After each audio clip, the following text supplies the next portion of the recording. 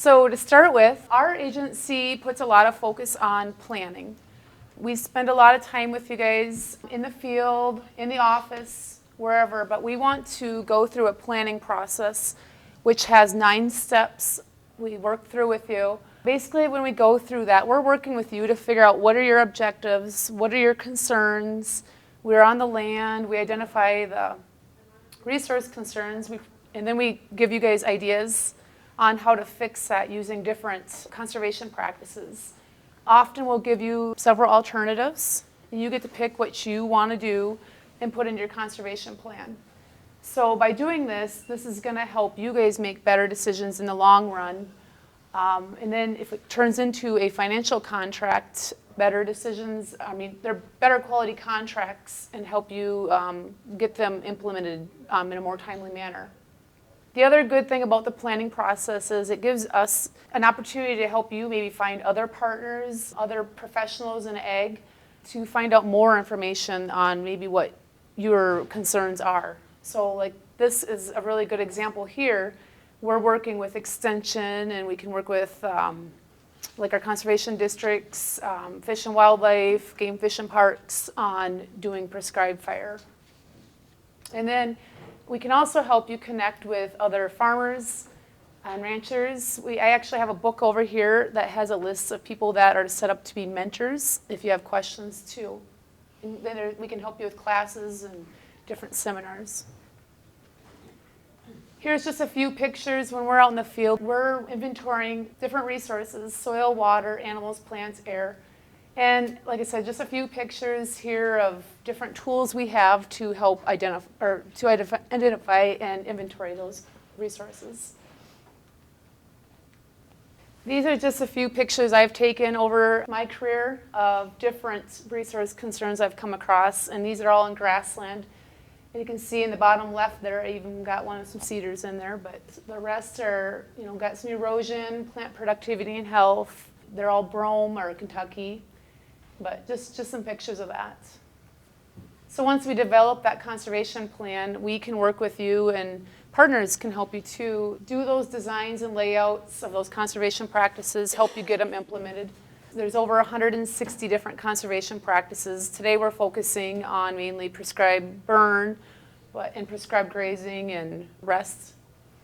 But when we do this, we're including both management and structural practices, and often they're functioning as a suite of practices, so we don't want just one practice. I think somebody mentioned maybe, if you're going to do brush management, you have to follow it up with prescribed grazing or maybe some rest and deferment. Just a quick example of a conservation plan map that we can provide you. A couple different examples there. One was a whole farm plan that had cropland and his grassland, and then one was just the grassland. Another example of what the conservation plan looks like, and just as a reminder, the conservation plan is your plan, and you get to choose which practices you want in there that you can implement. These are just a few pictures of improved resources. I got fire on there. We've had some seedings on the bottom. We fenced out some riparian areas, prescribed grazing up the top middle there. But you can see a pretty big difference on what the pictures I showed you earlier of our resource concerns. We know that conservation practices aren't cheap to install, so we have, if you're a Farm Bill member, programs that can help you with that. Everything's voluntary. There are eligibility requirements. All of our programs have like a ranking or an evaluation system. And I want to point out that having that conservation plan up front is going to help your chances of getting accepted. And then, of course, all of our programs require a resource concern.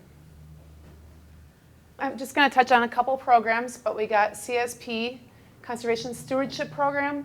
It's a voluntary program to address resource concerns on all land uses.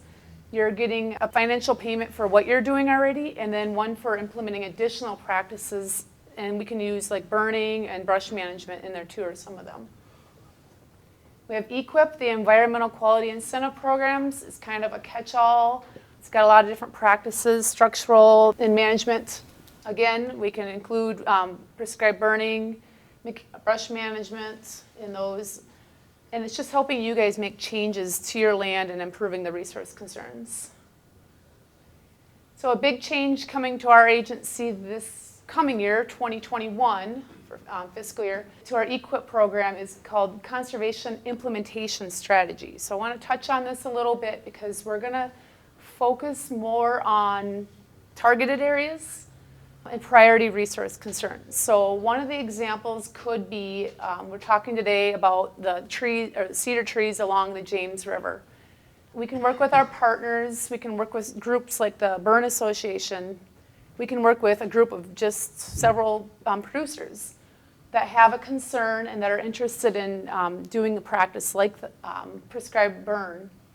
And basically what we're doing is picking a targeted area, and we're going to identify what our resource concern is, identify practices we want to use, and submit a proposal.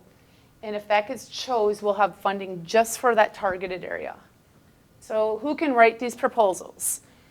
Pretty much anybody, but we really suggest you work, with our agency, so we can have a conservation district, come together with what their targeted resource concerns are, and they can start writing that. But it would be suggested they, work with us to help finish that proposal.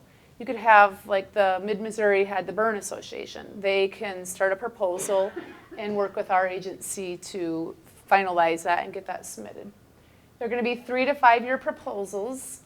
To get that funded, we would suggest maybe having multiple landowners already committed to doing practices that would address those resource concerns lined up, and I think that's going to get us a better chance of getting funded. I guess the other thing too is what is the outcome again? It's just that we're showing more improvement in a smaller area here. I guess the last thing I want to touch on is it's never too late to start planning. I think somebody mentioned that we should have been doing some of these things 20, 30 years ago, but again, it's never too late. You can come to our agency if you just want technical assistance, financial assistance, whatever. We're going to work with you on a voluntary basis. We really suggest including your whole family, and often we include maybe a landowner or maybe your operator, whoever we're working with.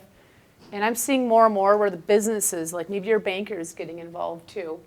We can have multiple people on this because these can be big plans and take a lot of effort and financial commitments. So you can go on to the South Dakota NRCS webpage. We've got information on conservation planning. We've got stuff on the prescribed burn under range and drought information.